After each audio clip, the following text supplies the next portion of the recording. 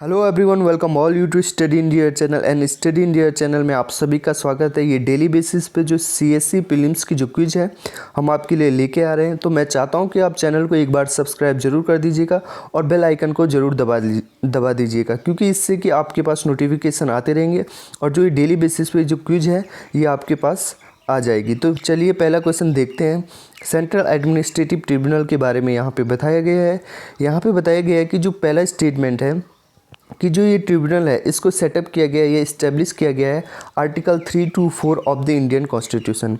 दूसरा जो स्टेटमेंट है यहाँ पे बताया गया है कि जो एनजीटी के विपरीत जो कैट है इज़ गाइडेड बाय जो प्रोसीजर प्रिस्क्राइब किया गया है civil procedure court in deciding cases and जो ये कैट है it is not bounded by the principle of natural justice. तो ये इस तरीके से आपके पास दो ऑप्शन है, दो स्टेटमेंट है और इस तरीके से यहाँ पे आपके पास ऑप्शन है only one, only two, both and neither one nor two. तो इस तरीके से आपको आंसर देना होगा। वीडियो को पॉज करके क्वेश्चन का आंसर देने की कोशिश करिएगा और आप आई होप आप आंसर देंगे। तो इसका जो आंसर होगा, देखिए जो आर्टिकल 324 है ये इलेक्शन कमीशन के बारे में कहता है। ये इलेक्शन कमीशन को इस्टेब्लिश किया गया है आर्टिकल 324। ओके, तो इस तरीके से जो ये ऑप्शन है ये रॉन्ग हो जाएगा। कैट का जो इस्टेब्लिशमेंट किया गया है आर्टिकल 323 ए के अंदर किया गया है। ओके, और जो दूसरा स्टेटमेंट है देखिएगा, जो कैट है ये प्रोसीजर जो प्रिस्क्राइब किया गया है जो सिविल प्रोसीजर कोड का है, इससे कोई ज़रूरी नहीं इस चीज़ को क्या करेगा, अमल में करेगा, बट ये प्रिंसिपल ऑफ नेचुरल जस्टिस जो है इस पे बाउंड होता है और यहाँ पे नोट लिखा गया है। तो इस तरीके से जो इसका आंसर होगा वो डी हो जाएगा। यहाँ पे हमने आपके लिए कुछ एक्सप्लेनेशन भी रखी है जो इस तरीके से है। ओके, हाल में इसलिए न्यूज़ में था क्योंकि जो ministry of personnel public grievance and pension है उसने जो कैट की जो 18 बेंच को सेटअप किया है union territory of Jammu Kashmir and Ladakh video conferencing से। ओके, ये जो ट्रिब्यूनल है ये गाइडेड होता है प्रिंसिपल ऑफ नेचुरल जस्टिस से और not bounded by the procedure prescribe by civil procedure code. Okay, तो इस तरीके से आपने थोड़ा सा इसका एक्सप्लेनेशन देख लिया है। ओके, अब अगले क्वेश्चन की ओर चलते हैं। जो अगला क्वेश्चन है हमारे पास पेमेंट इंफ्रास्ट्रक्चर डेवलपमेंट फंड के बारे में है, PIDF के बारे में। इस तरीके से आपको दो स्टेटमेंट दी गई हैं, आपको बताना है कि विच वन इज़ करेक्ट। ओके, जो ये PIDF है इसको इस्टेब्लिश किया गया है ताकि जो POS है इनका इंफ्रास्ट्रक्चर को क्रिएट किया जाए बोथ फिजिकल एंड डिजिटल में इन टायर 3 टू टायर 6 सेंटर्स में एंड नॉर्थ ईस्टर्न स्टेट में। तो आपको बताना है कि ये सही है कि गलत है। और जो दूसरा स्टेटमेंट है इसमें बताया गया है कि जो ये फंड है इसको मैनेज एंड एडमिनिस्टर किया जाएगा जो एडवाइजरी काउंसिल होगी जो कि कंस्टिट्यूट की जाएगी रिजर्व बैंक ऑफ इंडिया के द्वारा। तो आपको बताना है इनमें से कौन सा जो स्टेटमेंट है वो सही है। ठीक है, यहाँ पे पॉइंट ऑफ सेल का मतलब होता है, जो आपने दुकानों में देखी होंगी जिसमें आप स्वैप करते हैं कार्ड को, उनको पॉइंट ऑफ सेल मशीन कहा जाता है। ओके, तो आपको बताना है कि PIDF के बारे में इन दोनों में से जो स्टेटमेंट है कौन सा सही है, only one, only two, both one and two, neither one nor two. तो देखिएगा जो पहला स्टेटमेंट है ये तो सही है। जो ये पॉइंट ऑफ सेल इंफ्रास्ट्रक्चर को क्रिएट किया जाएगा जो टायर 3 टू टायर 6 सेंटर्स हैं और नॉर्थ ईस्टर्न स्टेट में, ये स्टेटमेंट बिल्कुल सही है। बट जो ये दूसरा स्टेटमेंट है ये रॉन्ग है, क्योंकि जो ये fund manage and administration advisory council के द्वारा नहीं बल्कि रिजर्व बैंक ऑफ इंडिया के द्वारा किया जाएगा। तो इस तरीके से जो इसका आंसर होगा ओनली वन हो जाएगा, in the sense A option इसका सही हो जाएगा। यहाँ पे आपके लिए थोड़ा बहुत एक्सप्लेनेशन रखी गई है, आप एक बार वीडियो को पॉज करके ज़रूर देख लीजिएगा। यहाँ पे तीसरा जो क्वेश्चन है आपके लिए मार्पोल के बारे में। मार्पोल कन्वेंशन हाल में न्यूज़ में था, आपको लिए 3 स्टेटमेंट दी गई है, you have to choose which one is correct. Okay, so first जो है इसमें कहा गया है कि जो ये मार्पोल कन्वेंशन है ये फ्रीडम ऑफ नेविगेशन से रिलेटेड है। दूसरा जो स्टेटमेंट है कि ये जो कन्वेंशन है इसको अडेप्ट किया गया था 1973 at international maritime organisation. Okay, and जो ये दूसरा स्टेटमेंट था। और तीसरा स्टेटमेंट है कि India is a party of the MARPOL convention and has ratify all of its 6 annexes. Okay, तो इसकी 6 एनेक्सेस है और सारी की सारी जो इंडिया ने रेटिफाई करी हुई है। तो इस तरीके से आपके पास ये 3 स्टेटमेंट थी, इस तरीके से आपको ऑप्शन दिए गए हैं और आपको बताना है कि which one is correct. Okay, यहाँ पे करेक्ट की बात की गई है। तो आई होप आपने वीडियो को पॉज करके एक बार आंसर दे दिया होगा। अब चलिए इसका जो आंसर होगा, देखिए ये जो कन्वेंशन है ना, ये फ्रीडम ऑफ नेविगेशन से रिलेटेड नहीं है, बल्कि MR मतलब मरीन, POL मतलब पॉल्यूशन, तो मरीन पॉल्यूशन से ये कन्वेंशन रिलेटेड है।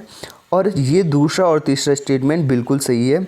6 की 6 जो इसकी एनेक्सिस हैं, इसको रेटिफाई किया गया है इंडिया के द्वारा और इंटरनेशनल मैरीटाइम ऑर्गेनाइजेशन के द्वारा इसे अडॉप्ट किया गया था। ओके, इस तरीके से हमने कुछ एक्सप्लेनेशन आपके लिए रखी है। मैं चाहता हूँ एक बार आप वीडियो को पॉज करके ज़रूर इसको पढ़िएगा एक बार। ओके, चौथा जो क्वेश्चन है आपके पास मालाबार एक्सरसाइज के बारे में यहाँ पे लिखा गया है, is conducted which of the following, किसके द्वारा कंडक्ट की जाती है। तो USA, UK, USA, India, Australia, USA, Japan, sorry यहाँ पे जापान होना था, Japan, India, USA, Japan, India, Australia, Japan. तो आपको आंसर देने हैं, एक बार सोचिएगा और आंसर देने की कोशिश कीजिएगा। तो जो इसका आंसर होगा इंडिया, USA एंड जापान होगा। हाल ही में अभी प्रपोज किया गया था कि ऑस्ट्रेलिया को भी इसका परमानेंट मेंबर बना दिया जाए, बट अभी तक इस पर कोई भी जानकारी नहीं है। तो फिलहाल इंडिया, USA एंड जापान, ये तीनों कंट्री ऐसी है जो मालाबार एक्सरसाइज को कंडक्ट करती हैं। और एक चीज़ आपको याद रखनी है, जो जापान को बाद में ऐड किया गया था 2015 में। ओके, चलिए आगे अगले क्वेश्चन की ओर बढ़ते हैं। यहाँ पे अगला क्वेश्चन नंबर 5 है। यहाँ पे तादोबा आंधेरी के बारे में बताया गया है कि ये एक टाइगर रिजर्व है इंडिया का।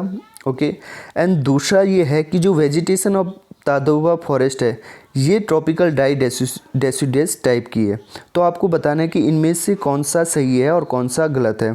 तो ये दोनों की दोनों जो स्टेटमेंट है, इनके जो ऑप्शन इस तरीके से दिए गए हैं, आपको बताना है कि which one of the is correct. Okay, correct की बात कही गई है यहाँ पे। आई होप आपने वीडियो को पॉज करके आंसर दे दिया होगा।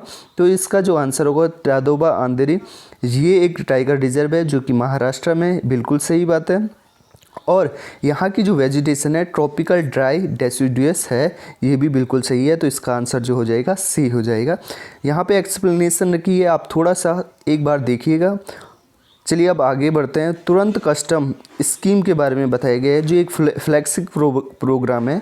तो आपको बताना है इनमें से किसका ये फ्लैगशिप प्रोग्राम है, तुरंत custom. Okay, it was in the news, ये आपको याद रखना है। एंड आपको बताना है कि इनमें से कौन सा, किसके द्वारा किसकी ये फ्लैगशिप स्कीम है। ओके, तो सबसे पहले जो आपके पास ऑप्शन है, central board of direct taxes, goods and service tax council, central economic intelligence bureau, and fourth option है आपके पास central board of indirect tax and custom. तो जो इसका आंसर होगा आपने अभी तक दे दिया होगा, जो तुरंत कस्टम स्कीम है, ये central board and indirect taxes and custom की स्कीम है। मैं आपसे एक और क्वेश्चन पूछना चाहता हूँ आपको कि ये किस मिनिस्ट्री के अंदर आती है, जो ये central board of indirect taxes है। ओके, देखिएगा, जो तुरंत स्कीम है हाल ही में लॉन्च की गई थी, कस्टम क्लियरेंस है उसको फेसलेस करने का। ओके, मान लीजिए कि बेंगलुरु में कोई कस्टम्स ऑफिसर बैठे हैं, तो वो किसी पोर्ट पे अगर कोई भी इम्पोर्टेड सामान आ रहा है तो उसका कस्टम क्लियरेंस फेसलेस कर सकते हैं। तो इस तरीके से इनकी जो ये स्कीम थी 2 जगह पे खोली गई थी, बेंगलुरु में और चेन्नई में। इनके 2 पॉइंट थे जहाँ पे फेसलेस असेसमेंट ऑफ जो सामान था उसका करना था। और ये इस central board of custom and indirect taxes के द्वारा ये लॉन्च की गई थी। ओके, फ्लैगशिप प्रोग्राम था।